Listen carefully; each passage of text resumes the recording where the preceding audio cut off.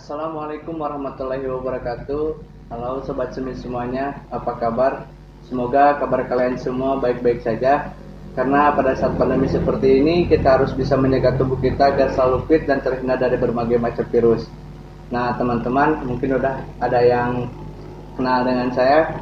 Karena pada acara podcast sebelumnya, saya ini menjadi narasumber di sebuah tema, tapi I'm gitu. Nah untuk tema kali ini, tidak kalah spesial, tidak kalah istimewa. Saya Gungan Ditya Nugraha sebagai host ini di sini akan membawakan sebuah tema meningkatkan keimanan dan ketakwaan di bulan Nifsu Sya'ban dan menyambut keberkahan di bulan suci Ramadan. Nah, mungkin teman-teman yang nonton ada yang sudah merindukan suasana-suasana di bulan suci Ramadan. Kalau saya pribadi sih jujur sudah sangat merindukan karena dengan suasana-suasana bulan suci Ramadan itu membuat hati lebih tenang, bahkan penuh dengan keberkahan di bulan tersebut. Nah, kalau tidak salah juga, siapapun orang yang telah merindukan bulan suci Ramadan itu akan mendapatkan ganjaran, bahkan kalau tidak salah haram neraka bagi dirinya. Nah, untuk teman-teman mungkin yang udah ada merindukan di bulan suci Ramadan, mungkin ini tahun kedua kalinya kita akan melaksanakan puasa di bulan suci Ramadan pada saat kondisi pandemi seperti ini. Tapi jangan menjadikan alasan untuk berhenti dan bertambah kualitas keimanan dan ketakwaan kita kepada Allah, karena sesuatu yang telah diturunkan oleh Allah pasti ada hikmahnya. Nah, untuk acara kali ini alhamdulillah kita kedatangan narasumber, yaitu guru saya pribadi Bapak Ustaz Hasbi Habibi SPDI. Apa kabar Bapak? Alhamdulillah dalam keadaan sehat walafiat. Alhamdulillah. Mungkin sebelum saya bertanya langsung ke pertanyaannya, ini pertanyaan yang bisa dikatakan non formal. Iya. Nah, apakah dari Bapak sendiri ada kerinduan untuk menyambut bulan suci Ramadan, atau karena jelas bulan suci Ramadan kali ini mungkin bisa dikatakan kedua kalinya untuk kita semua menjalankan ibadah puasa di bulan suci Ramadan pada kondisi seperti ini. Nah, apakah dari Bapak ada kurang seret atau biasa aja atau seperti apa?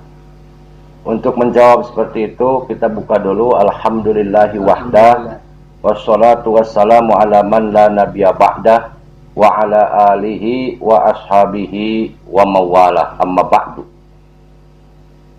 Berkenaan dengan masalah kerinduan terhadap bulan suci Ramadan, bulan yang penuh keberkahan dan kemuliaan, maka bukan hanya kita merindukan, tetapi sudah semestinya kita mempersiapkan untuk menggapai kerinduan itu.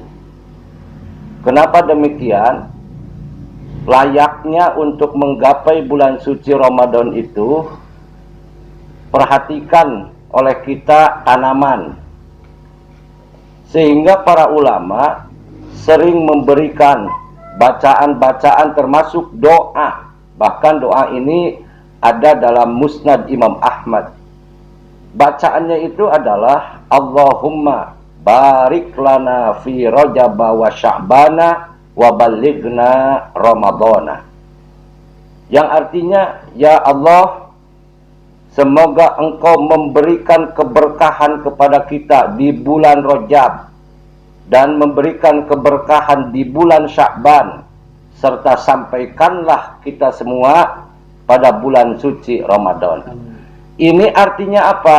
Termasuk nanti akan kita bahas pada bulan Sya'ban sekarang ini, bahwa bulan itu yang disebutkan tadi Rajab, Sya'ban, termasuk Ramadan, kita ibaratkan bagaikan menanam sebuah tanaman. Bulan Rajab kita baru menanam sebuah tanaman.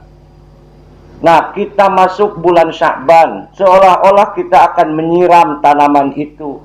Kalau tidak disiram, berarti nanti kadang layu. Bahkan pada bulan Sya'ban ini bagaikan bulan di mana tanaman dipupuk dengan baik dan dipelihara. Nah, setelah itu kita masuk bulan suci Ramadan, maka berhasil atau tidaknya tergantung pemupukan dan pemeliharaan di bulan Sya'ban sebagai pemupukan tanaman itu, layaknya kita menanam tanaman. Maka nanti bulan suci Ramadan kita memetik hasil yang disebut panen. Maka sekarang ada padi. Padi sudah mulai panen sekarang. Ya, padi mulai panen berarti otomatis para petani bergembira, bahkan menginginkan, rindu kembali ingin seperti itu lagi panen, seperti layaknya sekarang ini para petani mulai panen-panen padi. Nah, kalau sudah kita mampu mempersiapkan mulai dari bulan Rajab menanam, bulan Sya'ban kita persiapkan untuk memupuk dengan baik, maka para ulama ada kebiasaan-kebiasaan hebat melalui kegiatan yang disebut malam nisfu Sya'ban. Terlepas di dalamnya ada dalil atau tidak, minimal di sananya ada persiapan mental melatih kita jiwa pada pertengahan bulan Sya'ban itu, sehingga ketika nanti masuk bulan suci Ramadan kita sudah siap. Jangan sampai kita bulan Sya'ban belum siap apa-apa. Seperti halnya juga akan olahraga, tidak ada warming up, tidak ada pemanasan, kadang kaki juga tidak lentur, tangan tidak akan lentur, kejang-kejang. Makanya menghadapi bulan suci Ramadan ini ibaratkan oleh kita sedang memupuk, mengibaratkan oleh kita sedang menyiram tanaman-tanaman yang kadang-kadang kalau tidak disiram itu akan layu, kalau tidak dipupuk tidak akan berhasil dengan baik. Nanti bulan suci Ramadan kita biasakan untuk melatih jiwa itu terus dilihat, dipelihara, sehingga nanti akan memanen hasil yang baik. Itulah yang disebut dalam Al-Quran, la'allakum tattaqun, surat Al-Baqarah itu. Semoga kalian mendapatkan pencerahan menjadi orang-orang yang takwa. Karena apa? Takwa itu adalah panen kita setelahnya dipersiapkan melalui pembinaan dan pelatihan mental. Bukan biasa-biasa itu, tapi panen kita, panen raya. Kalau orang pendidikan, gelar ketakwaan itu adalah wisuda terakhir, dengan skripsi terbaik, dengan tesis terbaik. Kalau S3 itu dengan disertasi terbaik. Nanti kalau skripsinya bagus, kalau S2-nya, tesisnya bagus, S3-nya, disertasinya hebat, maka gelarnya itu adalah summa cum laude. Itu yang disebut dengan la'allakum tattaqun. Semoga kalian mendapatkan gelar terbaik, menjadi orang-orang yang takwa di hadapan Allah Subhanahu wa Ta'ala. Amin. Nah, ini takwa, kalian harus diketahui juga, takwa bukan hanya semacam simbol. Takwa bukan hanya sebatas baliho, tetapi takwa di sini seruannya adalah ya ayyuhallazina amanu. Hai orang-orang yang beriman. Bahkan berimannya menggunakan kalimat amanu, fi'il madhi dalam bahasa santri. Artinya keimannya itu telah terhunjam ke dalam jiwanya, telah terhunjam. Bukan mau Ramadan, bahkan hari pertama semangat, tengah-tengahnya mendadak kendur, dan akhirnya kadang-kadang di penghujung tidak semangatnya semakin hilang. Justru di sini tidak akan panen raya kita. Yang ada kadang-kadang padinya itu kosong. Kalau orang Sunda disebutnya hapa. Itu yang disebut dengan persiapan bulan Sya'ban itu sebagai bulat persiapan. Bahkan hari ini termasuk pertengahan Sya'ban. Berarti maksudnya adalah persiapan minimal sebelum bulan suci Ramadan, setengah bulan kita mengadakan pelatihan mental, kejiwaan, dan ilmu pengetahuan. Masya Allah. Nah, itu ya untuk pertama yang kalian, yang termasuk oleh penanya ditanyakan berkenaan dengan persiapan menghadapi bulan suci Ramadan di bulan Sya'ban ini. Nah, baik teman-teman. Mungkin itu sebuah motivasi buat kita agar supaya nanti ketika datangnya bulan suci Ramadan, kita bisa lebih bersemangat untuk menjalankan puasa. Baik, untuk pertanyaan pertama yang dikatakan ini pertanyaan yang formal, siap-siap teman-teman semuanya untuk saling menyimak, karena pada podcast kali ini jelas banyak sekali ilmu yang akan kita raih bila mana kita menyimak dengan secara baik.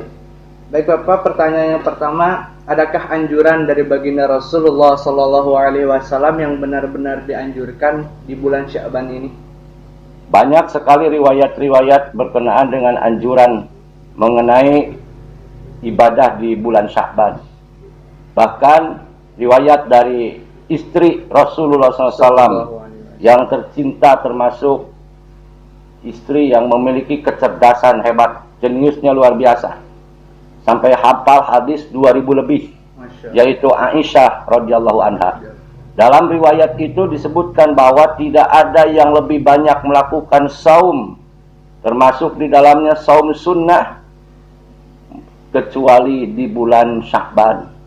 Maka Rasulullah SAW sampai pertengahan juga termasuk di dalamnya ada yang disebut dengan Ayyamul Bid, hari-hari putih.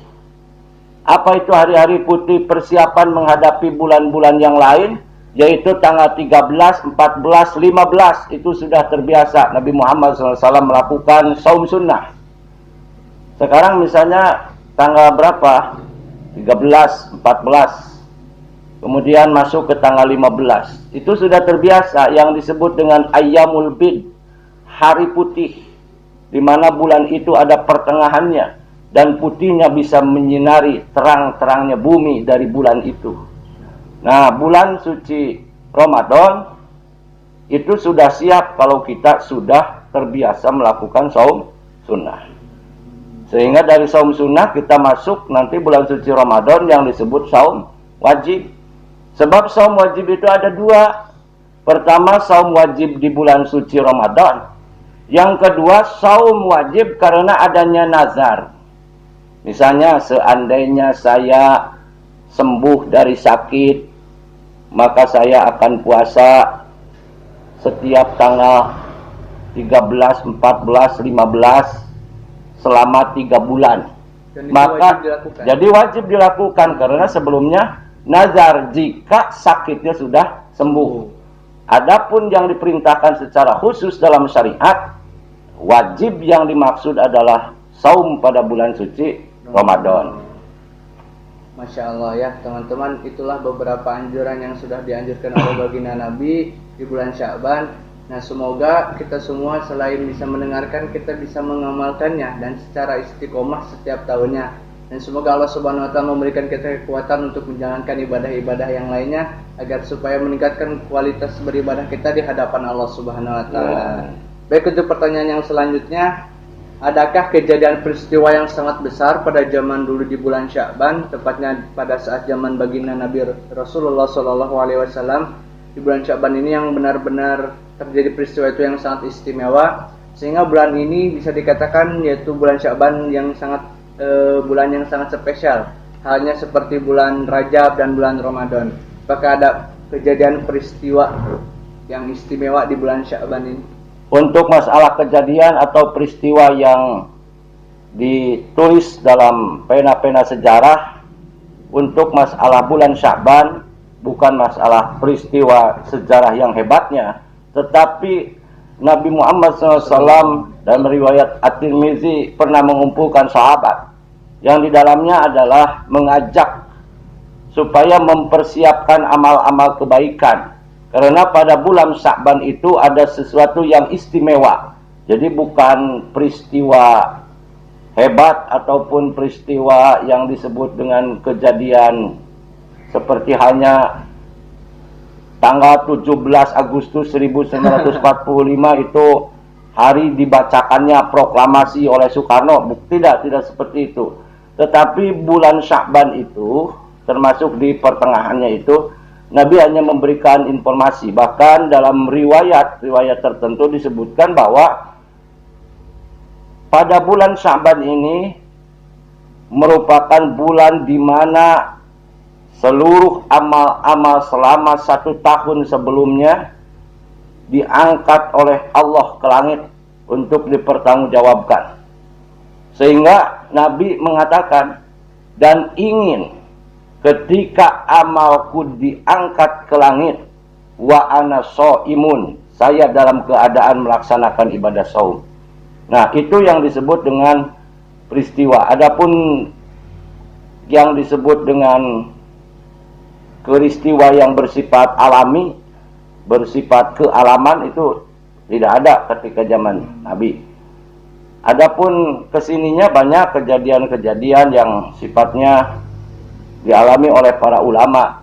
Misalnya pada tanggal 15 Sya'ban ketika di Masjid Al-Aqsa ada ulama hebat di sana, ternyata banyak berkumpul orang-orang.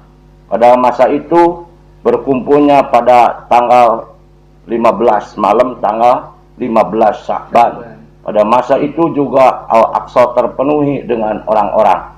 Nah, di situ hanya peristiwa itu saja, tidak seperti hanya peristiwa Isra Mi'raj atau peristiwa-peristiwa yang lainnya. Itu hanya anjuran Nabi Muhammad SAW.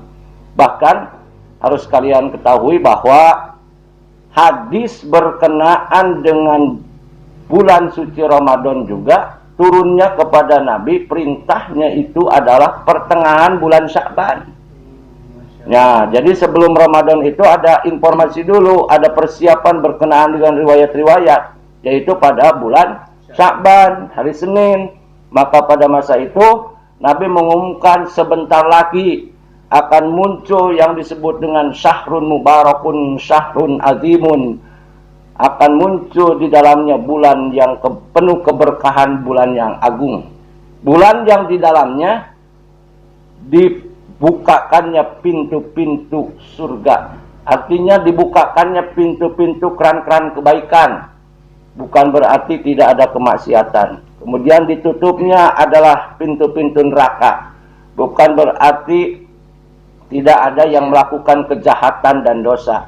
Tergantung kitanya, kita mau membuka pintu surga atau mau membuka pintu neraka, atau mau menutup pintu neraka dan membuka pintu surga. Kembalinya kepada kita. Jangan sampai kalian, khususnya sebagai peserta didik, masih beranggapan kalau begitu berarti tidak ada kemaksiatan di bulan suci Ramadan. Ya, tergantung orangnya. Kalau orangnya mau membuka pintu surga, mau membuka pintu-pintu kebaikan, keran-keran kebaikan, maka akan diberikan kemuliaan oleh Allah. Berarti itu bertanda bahwa setan sudah mulai diikat.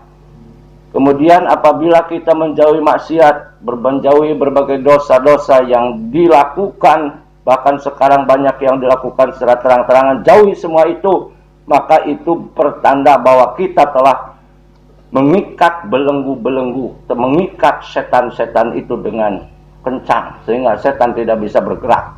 Jadi yang mengikatnya adalah nafsu kita. Bukan seperti kita meledek terhadap riwayat-riwayat bahwa katanya di bulan suci Ramadan setan dibelenggu, tapi kenyataannya belenggunya itu ada, tapi kadang-kadang kemaksiatan terus jalan. Itu kan kembali kepada pribadinya orang muslim itu. Jadi itu, gimana dirinya melakukan hal tersebut, apakah mau ke arah surga atau ke arah neraka, bukan begitu Pak? Iya, betul. Tapi menuju ke arah ke surga pasti dihalangi dengan rintangan dan tantangan. Beda dengan menghadapi, termasuk misalnya jalan menuju ke neraka, pasti dibumbui dengan happy, bahkan didahului dengan kadang kesenangan-kesenangan yang bersifat halia dunia. Capek apapun kadang tidak terasa kalau menuju kemaksiatan. Tapi gratis pun kalau menuju kebaikan, capeknya luar biasa, dan akan merasa malas. Masya Allah. Itu ya untuk menghadapi bulan suci Ramadan.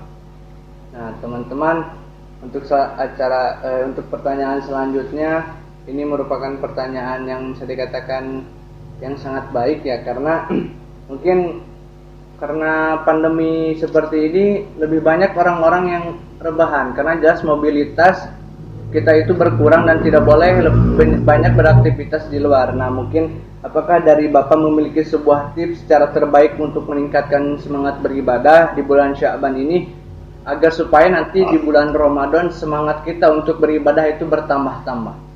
Walaupun pada saat pandemi dan COVID-19 ataupun pandemi COVID-19 sekarang ini, bahkan sekarang muncul klaster mutilasi COVID-19 yang disebut B117 yang berusaha dari Inggris. Itu semuanya juga nggak usah jadi sebuah ketakutan, tapi kita harus ada ikhtiar, harus ada upaya. Misalnya menggunakan masker, karena virus-virus itu masuk melalui udara-udara dan masuk pada lorong-lorong hidung. Kemudian Kita juga di dalamnya menggunakan mencuci tangan karena kadang-kadang bakteri-bakteri itu masuk melalui debu, melalui udara-udara kotor. Kemudian berkerumun itu maksudnya apa? Berkerumun itu maksudnya adalah jika ada orang yang terkena positif ataupun positif COVID-19 atau bahkan orang dalam pantauan, itu takut-takut akan menyebarkan virus-virus itu pada yang lain. Kalau sehat sama yang sehat, ataupun misalnya pada hal-hal yang di dalamnya bisa diatur, tidak begitu kerumunannya banyak, kita biasakan di dalamnya untuk senantiasa tidak ada halangan dalam pandemi COVID-19 dalam beribadah. Tetapi tadi itu jika ada yang merasa misalnya sudah ada pantauan dokter bahwa dia terkena positif COVID-19, jangan sampai orang itu malah nekat mendekati orang-orang. Ataupun kita kadang-kadang nekat juga terus mendekati orang itu. Bukan berarti tidak usah didekati, tetapi harus ada upaya ikhtiar. Karena Nabi juga sering mengatakan pada saat dulu terjadi wabah taun, jika ada penyakit yang seperti menular virus itu, maka yang sudah berada di tempat itu jangan keluar. Begitu juga yang berada di luar jangan masuk ke dalam tempat wilayah itu. Dalam upaya apa? Pencegahan, jangan sampai menyebar ke wilayah-wilayah yang lain. Maka pada saat pandemi COVID-19 sekarang ini, kita jangan sampai kendur untuk beribadah. Bukan jadi alasan ya Pak? Bukan jadi alasan, sebab banyak sekali cara-caranya. Dakwah juga sekarang banyak menggunakan media-media, bisa melalui media Facebook, bisa menggunakan media-media misalnya YouTube, bisa menggunakan media-media seperti sekarang ini melalui podcast. Kalau podcast itu sebetulnya audio ya, tidak ada visualnya, tapi ini udah aja dianggap talk show. Ya, kalau podcast itu kan kalau di Australia itu biasa, Australia itu podcast itu seperti radio yang mendengarkan tetapi menggunakan aplikasi tertentu. Nah, untuk itu persiapannya pada saat ini adalah tetap beribadah kepada Allah, bahkan harus lebih meningkat. Kenapa? Karena virus-virus ini yang menebar di muka bumi ini tidak akan hilang begitu saja tanpa dibarengi dengan kekuatan doa yang dahsyat dari setiap hamba. Sehingga ketika Allah Subhanahu wa taala sudah mengangkat penyakit-penyakit termasuk virus-virus itu, maka itu berarti banyak sekali hamba-hamba yang memohon kepada Ilahi, terutama pada bulan suci Ramadan. Sebab virus-virus ini menyebar bukan disebabkan oleh masalah alami saja. Sebab tidak akan muncul suatu penyakit yang sifatnya wabah, bahkan disebutnya yaitu virus yang menyebar, kecuali di dalamnya banyak kemaksiatan dan dosa yang dilakukan secara terang-terangan. Nah, itu yang harus kita catat. Berarti pada saat pandemi COVID-19 jangan sampai kita semakin kendur. Bahkan jadikan kesempatan, kemarin anak-anak didik ada yang melakukan pembelajaran di rumahnya masing-masing atau di tempat-tempat tertentu via online. Padahal itu kan via online bisa sambil selonjoran, bisa sampai di saung ataupun di tempat-tempat tertentu. Itu gunakan kesempatan emas. Bisa kemungkinan karena COVID-19 hafal Quran 15 juz, hebat itu. Ya, bisa kemungkinan karena pandemi COVID-19, anak-anakku ada yang menghafal materi-materi keagamaan, termasuk hafal sampai 50 hadis, itu kan hebat. Ya, itu diantara motivasi, bukan malah disuruh diam saja, terus bermain game, bahkan game online terus setiap hari, sementara ibadahnya kita semakin berkurang. Mudah-mudahan anak-anakku termasuk para pendengar pada saat ini dan mampu mendengarkannya, menyimaknya dengan baik. Pada saat ini pula mulai persiapkan jangan sampai pada bulan suci Ramadan malah kita dikotori dengan perbuatan-perbuatan, perlakuan-perlakuan yang kurang bermanfaat. Perbuatan-perbuatannya itu lihat mana yang lebih manfaat, mana yang tidak. Karena ajaran agama Islam tidak mengekang begitu saja, tetapi ajaran agama memberikan rambu-rambu dan patokan untuk setiap melakukan gerak dan langkah. Masya Allah, luar biasa ya. Baik teman-teman semuanya, bagaimana yang telah Bapak Hasbi telah sampaikan, semoga kita semua bisa diberikan kekuatan, diberikan kemampuan untuk bisa melaksanakan hal tersebut. Manfaatkanlah waktu yang ada, bukan jadi alasan kita untuk mengendorkan ibadah kita kepada Allah. Tapi dengan kondisi seperti ini jelas kita bisa memanfaatkan waktu yang luang. Mungkin ada beberapa orang, kalau tidak salah di Palestina, yang memanfaatkan waktu pada saat pandemi ini. Beliau menjadi seorang hafiz Quran, menghafal 30 juz. Ya. Nah itu kan sebuah keefektifan waktu di mana kita bisa memanfaatkan waktu dengan semaksimal mungkin. Nah semoga para penonton yang nonton di acara hari ini, kalian semua diberikan kemampuan untuk bisa mengefektifkan waktu dan bisa menjadi hamba Allah yang lebih baik di setiap harinya. Baik Bapak, untuk pertanyaan ini mungkin bisa dikatakan pertanyaan terakhir. Saat akan datang bulan suci Ramadan, sangat dianjurkan untuk saling memaafkan satu sama lainnya. Nah pada saat kondisi seperti ini jelas kita mau tidak mau memanfaatkan teknologi yang ada untuk bersilaturahmi, untuk meminta maaf antara kerabat dan saudara. Nah, apakah dari Bapak sendiri ada sebuah kecanggungan kalau misalkan ya hanya meminta maaf atau silaturahmi dengan video call atau teleponan? Karena kalau saya pribadi merasakannya kurang seret gitu Pak. Mungkin nanti juga seandainya COVID-19 ini masih berjalan, kedua kalinya juga kita tidak akan melaksanakan silaturahmi seperti Idul Fitri yang sebelum-sebelumnya, datang ke kerabat yang jauh, yang dekat menjauh gitu. Apakah dari Bapak ada sebuah kayak kurang afdol atau biasa aja? Kalau hal yang seperti itu kita di Indonesia sebetulnya tradisi. Jadi bukan hal yang esensi. Jadi hanya sebuah tradisi, bukan hal yang esensi. Jadi saling memaafkan yang dimaksud dalam konsep agama adalah saling memaafkan dalam arti saling memaafkan hubungannya antara hati dengan hati, bukan antara WA dengan WA. Seperti kita sering mendengar ada orang yang meninggal dunia, di WA itu banyak sekali, di WA grup, di Facebook, turut berduka cita. Sementara yang mengatakan turut berduka citanya itu kadang-kadang sedang tertawa, tapi tulisannya turut berduka cita. Itu hanya sebatas tulisan, hanya sebatas kata-kata simbolik. Sementara yang paling penting dalam agama adalah saling memaafkan antara hati dengan hati. Itu yang paling sulit. Sehingga kadang muncul seperti ini. Seperti bagus, seperti adanya kebersamaan.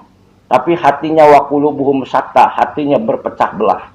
Itu sebetulnya yang dilarang dalam agama. Jadi hati dengan hati yang harus menyatunya itu. Saling memaafkan hati dengan hati. Bukan memaafkan seremonial. Tapi memaafkan yang sifatnya hati dengan hati, antara kita dengan orang lain dengan ucapan-ucapan tertentu. Nah, dunia informasi saat ini, teknologi informasi juga bisa digunakan seperti itu, tetapi tetap yang mainnya itu adalah hati memaafkannya, bukan teknologinya. Teknologi hanya sebagai wasilah ataupun alat. Sehingga alat itu, walaupun dalam pandemi COVID-19, tetap bisa digunakan walaupun tidak saling bertemu. Misalnya video call, atau misalnya chat, itu tidak menghilangkan keutamaan, sebab keutamaannya itu adalah terpautnya hati, saling memaafkan antara seorang muslim dengan seorang muslim yang lain jika terjadi kesalahan yang sifatnya horizontal antara sesama manusia. Ya, kalau sifatnya kepada ilahi langsung tobat kepada Allah. Kalau sesama manusia terus saling memaafkan.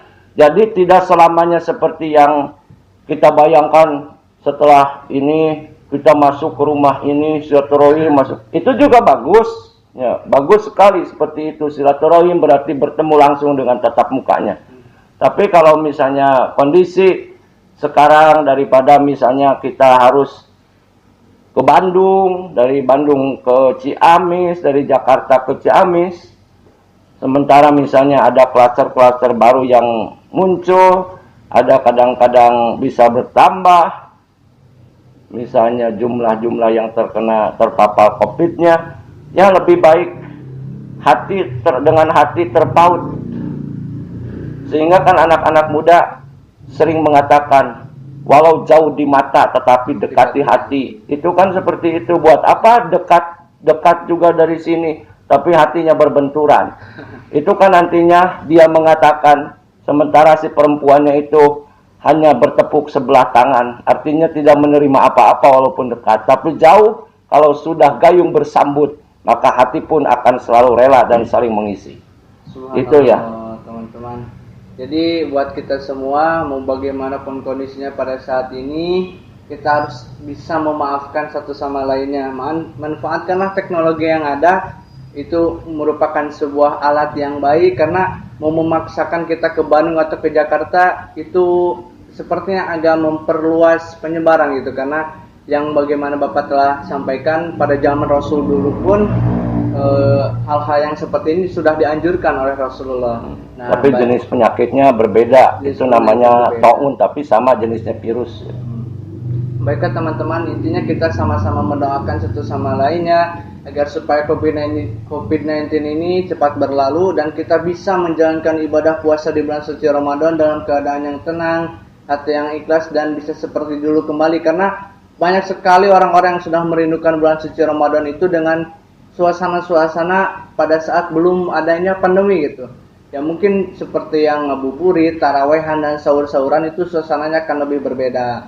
Nah teman-teman, sebelum mengakhiri acara ini mungkin ada sebuah motivasi dari guru saya pribadi untuk para penonton yang mungkin pada saat ini karena pada kondisi yang bisa dikatakan kurang menarik, bahkan karena COVID-19 ini banyak sekali orang yang berhenti beraktivitas secara total, banyak sekali kegiatan-kegiatan yang tidak berjalan. Nah, mungkin ada gak motivasi dari Bapak untuk orang-orang di luar sana agar kembali bersemangat, agar kembali jiwanya penuh dengan kesemangatan keriduan untuk menjalankan ibadah yang lainnya agar mendapatkan ridho dari Allah Subhanahu wa taala.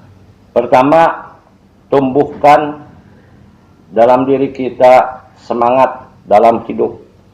Sehingga dengan tumbuh semangat dalam hidup, tentunya kita akan senantiasa melakukan pekerjaan yang lebih bermanfaat.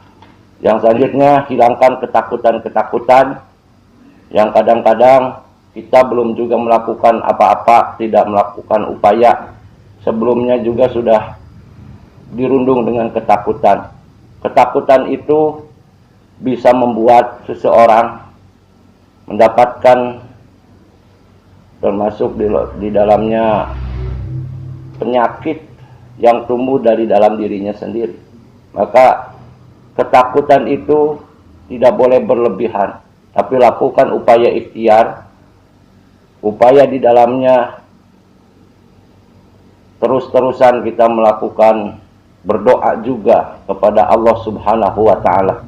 Semoga pandemi COVID-19 ini segera sirna dari alam ini dan senantiasa kita mendapatkan petunjuk dari Allah Subhanahu wa taala, tapi jangan sampai mengendurkan ibadah kita dan menurunkan motivasi kita untuk senantiasa bekerja.